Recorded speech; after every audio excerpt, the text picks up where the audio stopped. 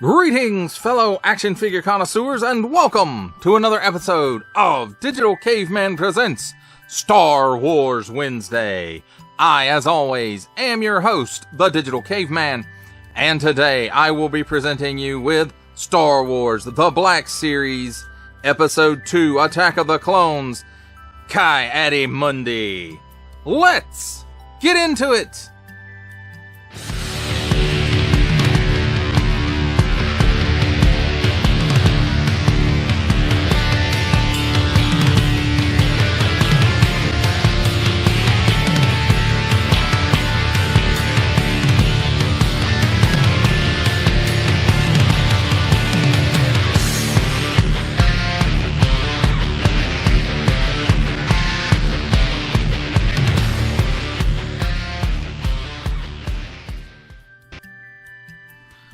Let's start things off with a look at the packaging.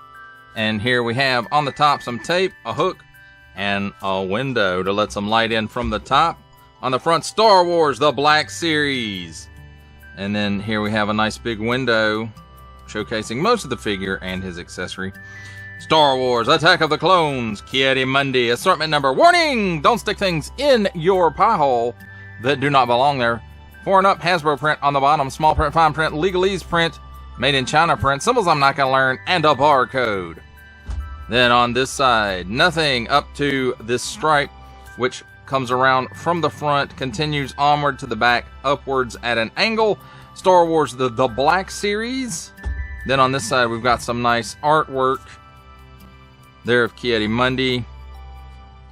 And then on the back, Star Wars The Black Series, again, that nice artwork. Ki-Adi-Mundi, and it says Ki-Adi-Mundi. Ki-Adi-Mundi was a Saren alien who sat on the Jedi High Council, a humanoid being. Ki's most distinguishing physical feature was an enlarged conical cranium that combined a binary brain. And then there it is again in some other languages I don't read. He's number 4 in the Attack of the Clones series. Attention! Don't stick things in your French pie hole that do not belong there. Warning, attention, Octung, don't stick things in any other language pie hole that do not belong there. Don't give it to babies. Includes figure and accessory. Small fine legalese, made in China print, Disney print, Hasbro print. That, my friends, is a look at the packaging. Let's take a look at the figure and his accessories. And first up, let's take a look at his lightsaber blade. And you can see it's pretty standard, made out of the translucent blue. And then here is the post that goes into the lightsaber hilt. And it's a little different than what we were seeing with the Return of the Jedi 40th anniversary figures. The peg probably is just as thick. It might be a little bit longer. And then we've got 2 grooves in it rather than raised up rings. So we'll see how that lasts over time. And maybe this will be the new standard because that small peg really sucks. Now let's take a look at his lightsaber hilt. Nice molded details, and it looks like this, whatever this button's color is, it looks like maybe that is the color of the plastic. And then it's a nice silver paint app. We've got a post right here for his belt, some rings, and then of course a port here on the end for the lightsaber blade. And we'll put those together in a minute. Let's take a look at the figure himself, and I have to say that looks pretty darn good. I like the sculpt of this. I think they did a really excellent job on the paint here, which, well, not paint, but the inkjet or face printing technology, as they might call it. The eyes stand out. They are nice and crisp, and it looks really good. And then we've got white for the eyebrows and his goatee and for his hair, and it appears there's a little paint app right here for this band in his hair. And I have to say, The detail on the goatee does tend to stand out, and even on the eyebrows a little bit, but I think the hair probably could have used just a slight wash in it, because the details are just kind of blending in with the rest of it, at least in my opinion. Your mileage, of course, may vary. Now, the head, neck, and torso are all separate pieces. This collar is a separate piece as well. However, it's attached to the neck at some point, and I can't really tell where. It might be right down at the bottom, but they move with each other. They don't move independent of one another. And let's see, I mean, throughout this guy, it's a nice sculpt. Of course, we got a paint app here, the belt buckle, and part of the hands, and I'm seeing a slight variation in the color from this to this, which this part is molded in this color plastic, and this might be the paint app because it doesn't quite match up, but I'm not going to swear to that, but I think that's the case, and it's on both hands. And as far as everything else, it pretty much looks like it's all molded in the correct color. But I mean, just nice sculpted details throughout. It looks like Ki-Adi-Mundi. I mean, you can't mistake who this is supposed to be, unless you just don't know Star Wars. Well, let's take a look at his articulation. He can look up that high, and you'll notice in order to get that, this collar has to bend back a little bit. So there's that. So he can look up that high. He can look down that low, and you'll notice the collar moved with the head and neck. So there is that. He's got chicken neck. He's got some waggle. He can come back here. He can do the full exorcist up here, and I think that's a dumbbell. I'm pretty sure that's what it is, with a ball joint at the bottom. But he can also do the exorcist at the bottom of the neck as well. So double exorcist. Is that a new thing now? Maybe. Probably not, though. At the shoulder, there is no butterfly, even though it kind of looks like there should be one in there, but if it is, there's no movement to it at all. So full 360 degrees of rotation there at the shoulder, and he can raise his arm up. We'll call that about 90 degrees. Single hinge and swivel at the elbow, swivels around 360 degrees, and gives you, come on now, gives you a good bit better than 90 degrees of bend. So that's really good. And then 360 degrees of rotation at the wrist. And this is something at least I haven't seen before on a Black Series figure. Now, they were doing this joint on the Indiana Jones Adventure Series, and it's like a half dumbbell in there, and then the port is now in the hand.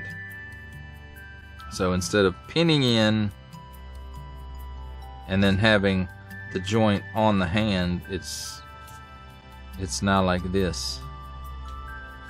So it will rotate, you know, just crazy, and bend in, out, up, down, all around. So that's, I think it's an interesting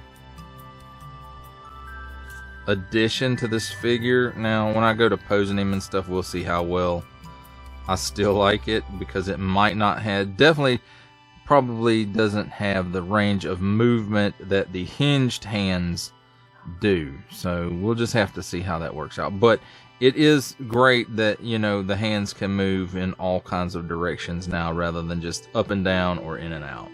So looks like a ball joint where the torso and the hips meet. So he's got all kinds of hula going on there. 360 degrees of rotation. He can lean left and right. He can lean back that far, which isn't a lot, and then a little bit better leaning forward. So that's not bad. Now at the hips, you'll notice that he only has this piece in the front, and then this goes all the way around. So, and it's doesn't, doesn't have a split in it. So we'll see. And that's about all the splits I can get out of this figure. It feels like the legs would move more if this overlay wasn't in the way, but it is, and it does hamper the articulation there. As far as kicking forward, he can kick forward that far. Now, I don't think this is hindering the articulation very much at all. It feels like that's about the maximum. And then backwards, it feels like this might be hindering it just a little. Not a whole lot, but about 2 steps maybe. Now, there is a cut here at the upper thigh, and it will give you a 360-degree rotation. Single hinge and swivel at the knee, swivels around another 360 degrees. So all kinds of swivel on these legs. And slightly better than 90-degree bend on the knee. Now also, guess what? In the shin, there is a boot cut. Don't see this very often. It's not the first time it's appeared in the line. That I'm pretty sure we've seen it before, but it does appear from time to time, and it's a bit of a rarity. And at the ankles, tilts down that far, tilts up slightly. I think it's hindered a little bit because of the sculpt, maybe. And then it does have forward-facing pin for rocker. Now, as far as accessory storage goes, of course, this post pins right here into the port on his belt, and you know, you have to angle it either forwards or back a little bit. It doesn't hang straight down, so that's a little disconcerting. So no storage for the blade, of course, but that's how his hilt stores on his belt. And we'll move him out of the way. And as far as the lightsaber blade goes, again, you just line it up with the port. And I didn't hear or feel any snaps as I put it in, but it's in there pretty sturdily. So I don't know if it's held just by friction or if those rings are helping out. So there is that, my friends. And that does it for a look at the figure, if he'll stand up, and his lightsaber. It's time for my favorite part of a review, comparisons. And here we have Star Wars The Black Series, Attack of the Clones, Ki-Adi-Mundi, with Star Wars The Black Series, I think Attack of the Clones, Mace Windu, and Star Wars The Black Series, Attack of the Clones, I think, Aayla Secura.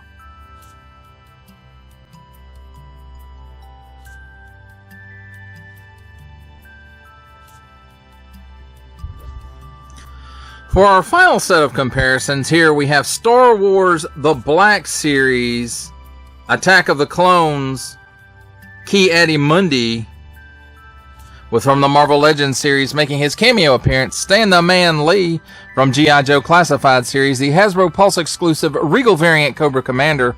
Our final Black Series comparison, the Archive Edition 501st Legion Clone Trooper, and for a 7-inch scale comparison from the Masters of the Universe Masterverse line, the 40th Anniversary He-Man.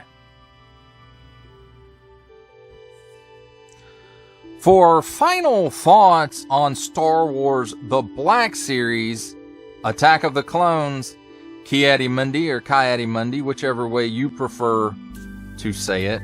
I know I've said it in this review both ways, so like to add, just add a little bit to the confusion.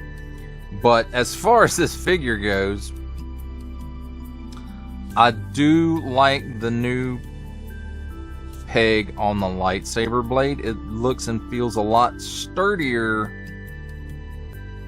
than previous versions, and I'm talking about that little peg with this small little ring on it that was even before Return of the Jedi 40th anniversary stuff. And You know, those are pretty sturdy, and I like those. And this one seems pretty sturdy too. It's got some added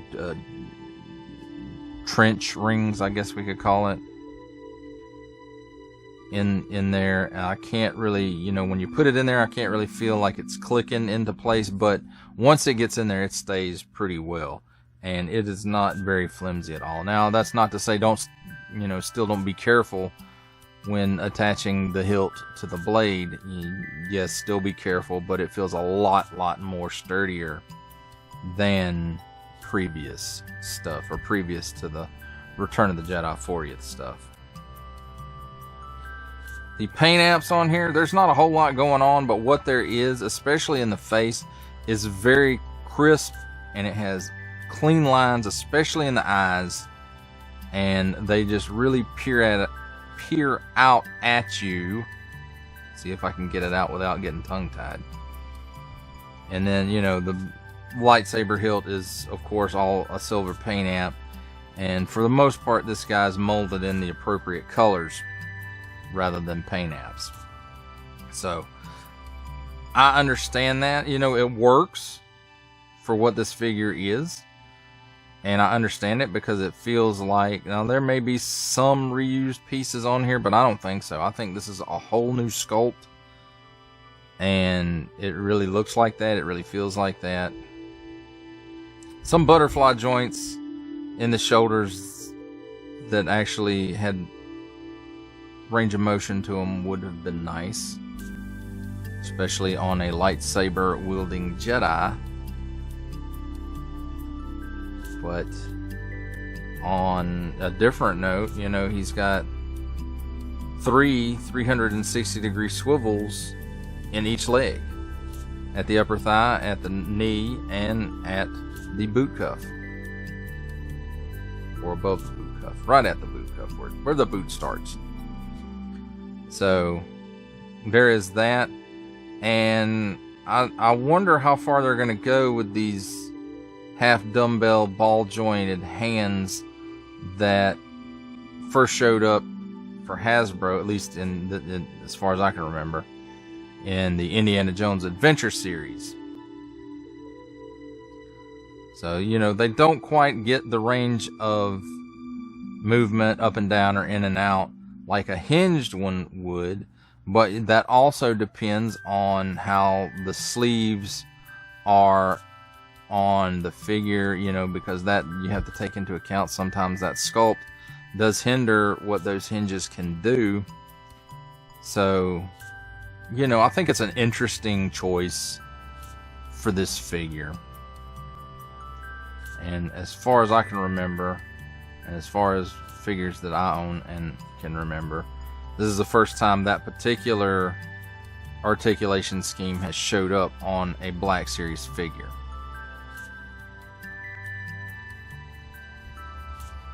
And I have to say, overall, this guy might not be everybody's favorite Jedi Knight. You know, he's kind of dour and strict by the Jedi code, and your clones really didn't like him. And I'm not too sure how many of his fellow Jedi actually liked him. You know, he had zero connection, at least according to some of the comics, to what family that he did have, because of course he was allowed to take a wife or wives. I can't remember. Anyway, their species is low population, so he was allowed to have children, at least in you know, outside of the movie stuff. Whether I don't know if that was Legends or if it's current comics canon or book canon or whatever, but by all accounts, he doesn't much care for his family either, so he's just kind of a cold-hearted conehead. But that's about the character, not the figure. This figure, however, I really like this figure. I'm glad I picked it up. I still got to find a Plo Koon, maybe a Kit Fisto if I can find it for a reasonable price.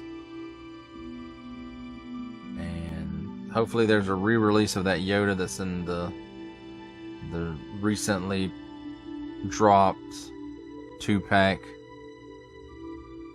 the clone 2-pack of Yoda and Commander Gree. Or maybe there will be another one that's more Episode 3 centric, with the Phase 2 armor and the camouflage pattern for Commander Gree. Well, that does it for the review. I hope you enjoyed it. I enjoyed making it. Only support from viewers like you make this programming possible. Each view does count, and I do appreciate each and every single view that I receive. Thank you, and thank you so very, very much for supporting this channel through viewing. If you are interested in supporting my channel further, I am now offering memberships at various tiers. Click the join button on my YouTube page, or check this video's description for the link and see if any membership offers are right for you, but only if you are in a position to do so. Comment below, like, share, subscribe if you would like to see more content or just help the channel grow, or both, that's even better. And don't forget to ding that bell so that in the future you will be notified as my new content becomes available. That's a wrap, folks. I'll see you next time.